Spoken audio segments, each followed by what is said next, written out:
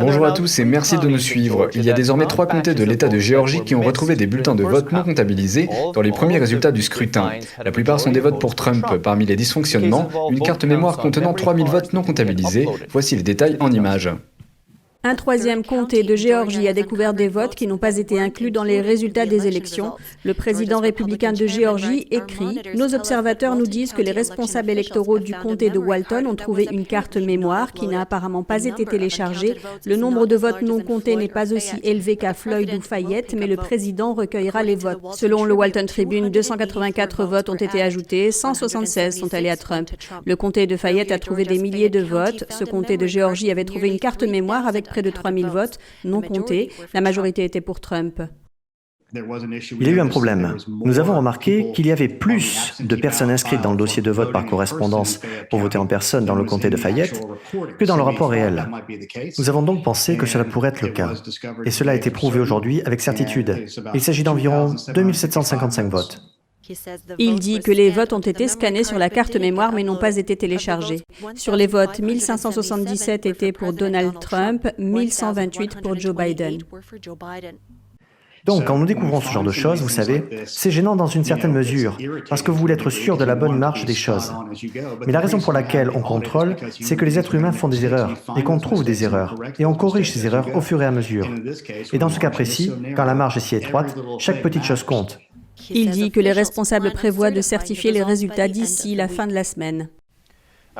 L'avocat du président Trump, Rudy Giuliani, se trouvait en Pennsylvanie. Il a déclaré que l'équipe de campagne s'attend à perdre certaines affaires liées aux élections afin de faire appel et de les porter devant la Cour suprême. L'avocat considère qu'il n'y a plus de preuves qu'il n'en faut, dans 4 États, pour aller devant la Cour suprême. Il a quitté le tribunal fédéral mardi, à Williamsport, en Pennsylvanie. Monsieur Giuliani, pouvez-vous me dire, est-ce que c'est la principale affaire? Si vous la gagnez, ça changera les choses? Non, en fait, il y a 8 cas, j'en ai bien peur.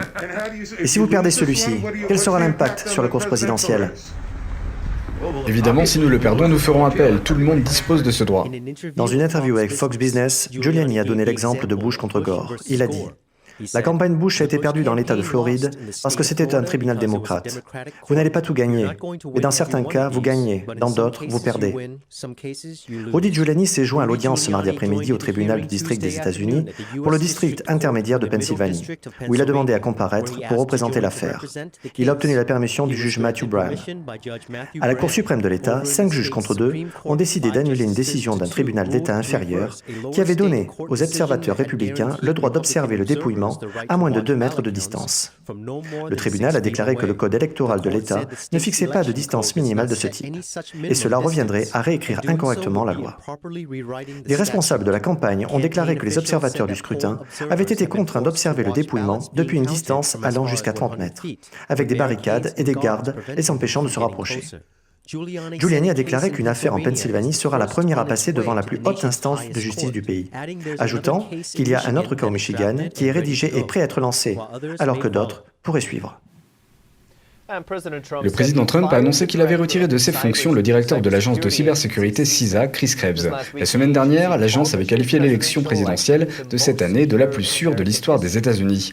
Le président Trump a qualifié cette déclaration de très inexacte. Il a tweeté qu'il y avait eu des irrégularités et des fraudes massives, y compris des votes de personnes décédées. Il a également listé d'autres allégations telles que les observateurs de scrutin interdits dans les bureaux de vote et des problèmes dans les machines à voter.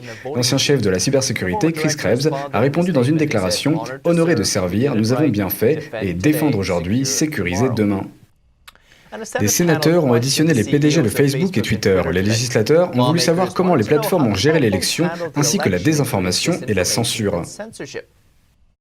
Les PDG de Twitter et de Facebook ont défendu les agissements de leur société dans le cadre de l'élection présidentielle. Ils ont comparu devant la commission judiciaire du Sénat. Pourquoi Twitter met-il en garde contre toute déclaration liée à la fraude électorale? Nous faisons simplement le lien avec une conversation plus large, afin que les gens aient plus d'informations. Non, vous ne le faites pas. Vous mettez une page qui dit, je cite, « La fraude électorale, quelle qu'elle soit, est extrêmement rare aux États-Unis. » Jack Dorsey a déclaré que Twitter avait signalé quelques 300 000 tweets autour de l'élection pour des contenus qu'il jugeait contestables et potentiellement trompeurs. Cela inclut de nombreux messages du président Trump sur la fraude électorale.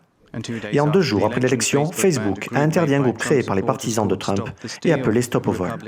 Le sénateur républicain Josh Hawley a demandé au PDG de Facebook si Facebook s'est coordonné avec Twitter et Google pour supprimer certains individus, hashtags ou groupes. Il a ajouté qu'un informateur de Facebook l'avait contacté au sujet d'une plateforme interne de Facebook appelée Task, où les employés peuvent partager des informations sur leurs travaux et communiquer avec leurs homologues de Twitter et Google. Mark Zuckerberg ne s'est pas engagé sur cette question. Vous engagez-vous maintenant, sous serment, à fournir une liste de toutes les mentions de Google ou Twitter dans la plateforme Task? Je ne crois pas qu'il serait sage de ma part de m'y engager maintenant. Que tout le monde prenne note que M. Zuckerberg a refusé à plusieurs reprises de fournir des informations dont il sait qu'il dispose. Le démocrate Richard Blumenthal a déclaré que ces géants de la technologie avaient joué un rôle constructif pendant l'élection. Il a dit qu'il craignait, je cite, qu'ils baissent leur garde au sujet de l'élection en Géorgie et qu'ils n'interviennent pas contre les informations dangereuses. Patrick Hayden, NTD News.